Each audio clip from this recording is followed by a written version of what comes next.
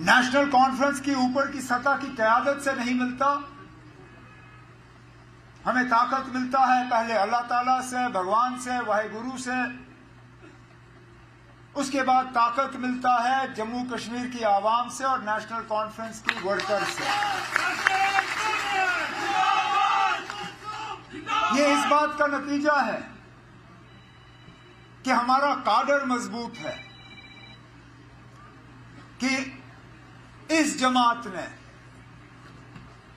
तमाम तूफानों का जो है सामना किया है।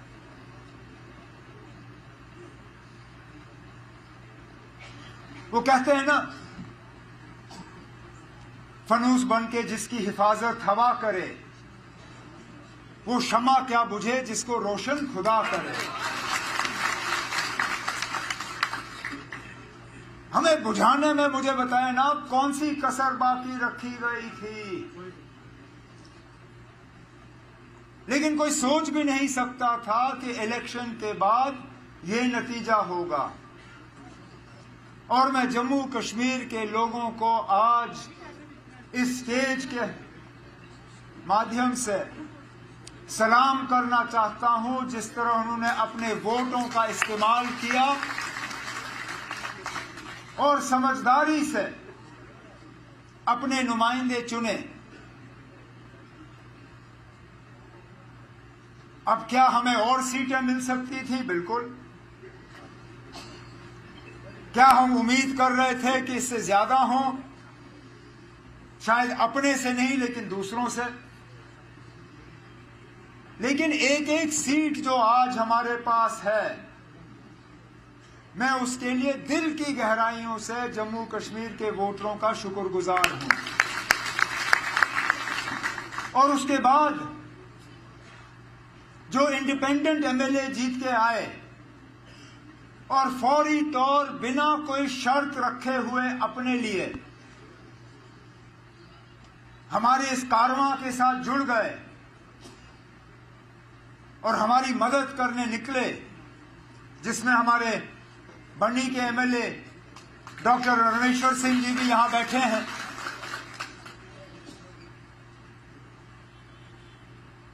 इलेक्शन के बाद जब इनसे मुलाकात हुई, जब बाकियों से मुलाकात हुई, इनमें से एक ने भी अपने लिए नहीं मांगा। जब बात की तो जम्मू कश्मीर के आवाम के हवाले से बात की, अपने असेंबली सेगमेंट के हवाले से बात की, अपने डिस्ट्रिक्ट के हवाले से बात की और कहा कि लोगों के जो मुतालबे हैं, मुश्किलात हैं, उनका अब हल होना चाहिए। हम बेसब्री से इस दिन का इंतजार करते रहे। 2018 में लोगों की चुनी हुई हुकूमत जब चली गई तो तब से लेके आज तक लोगों ने दरबदर की ठोकरें खाई, मुसीबतों का सामना किया, उनकी आवाज कहीं पहुंची नहीं।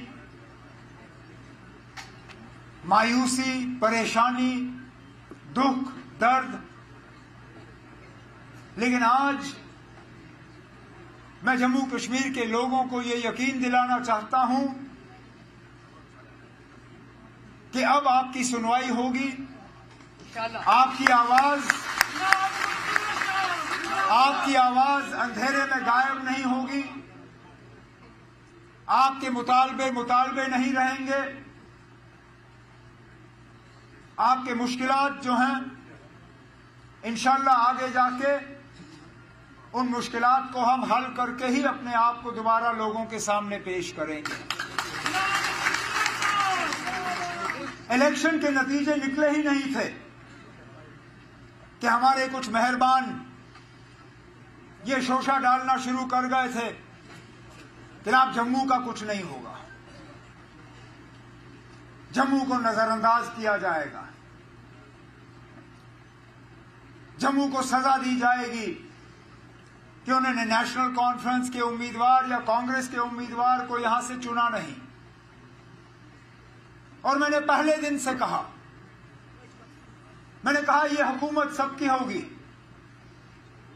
इसमें नुमाइंदे सबके होंगे, इसमें आवाज सबकी होगी, और हम खिदमत सिर्फ उन लोगों की नहीं करेंगे जिन्होंने नेशनल कॉन्फ्रेंस या अलायंस को वोट दिए। हम अगर खिदमत करेंगे तो पूरे जम्मू कश्मीर की आवाम की खिदमत करेंगे। डिप्टी सीएम बनाना कोई मजबूरी नहीं थी ना। इससे पहले भी जम्मू के डिप्टी सीएम बने हैं, लेकिन वो कोalition में मजबूरी की वजह। मुफ्ती मोहम्मद सैयद साहब, अल्लाह मगफिरत करे उन्हें, जब वो वजीर आला बने तो कांग्रेस के साथ उनका अलायंस था। अलायंस को उन्होंने औहदे देने थे। मंगत राज शर्मा जी डिप्टी सीएम बने। जब गुलाम नबी आजाद साहब जम्मू से सीएम बने, डिप्टी सीएम बनाना था, कश्मीर को डिप्टी सीएम का दर्जा मिला। जब 6 साल मेरी हुकूमत चली, वजीर आला के तौर पर मैंने जम्मू कश्मीर की खिदमत की। अलायंस की मजबूरी थी कि ताराचंद जी को हम डिप्टी सीएम बनाएं। इस बार फिलहाल कांग्रेस ने अभी तक मिनिस्ट्री में जो है शामिल होने का जो है कोई फैसला लिया नहीं है, लेकिन हमने तब भी डिप्टी सीएम बनाया, और डिप्टी सीएम भी उसी पार्टी का जिस पार्टी का सीएम। ये उन लोगों के लिए जवाब है जो पिछले इलेक्शन में नेशनल कॉन्फ्रेंस के खिलाफ उंगली उठा के कहते थे कि ये मुसलमानों की पार्टी है, इस पार्टी में मुसलमानों के अलावा किसी के लिए जगह नहीं। कहते थे ये कश्मीरियों की जमात है, यहां जम्मू का कोई नहीं होगा। कहते थे ये खानदानी राज वाले लोग हैं, इनको खानदान के अलावा कुछ दिखता नहीं। जब डिप्टी सीएम बनाना था, जम्मू से बनाया, हिंदू बनाया, और मेरे खानदान से उसका कोई लेना देना नहीं है।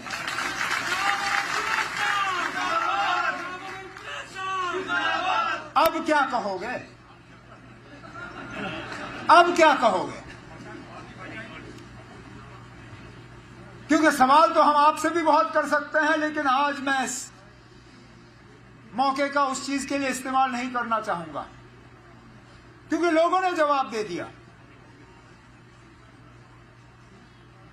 जिस तरह डिलिमिटेशन कराई गई थी ताकि एक पार्टी को उसका फायदा हो, जिस तरह रिजर्वेशन में तब्दीली लाई गई ताकि एक पार्टी उसका फायदा ले,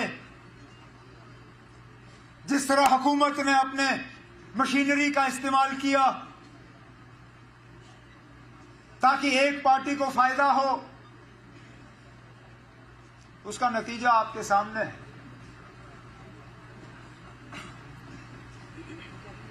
मतलब ये कि ये तमाम हरबे जो हैं ये आपको इलेक्शन तक पहुंचा सकती हैं।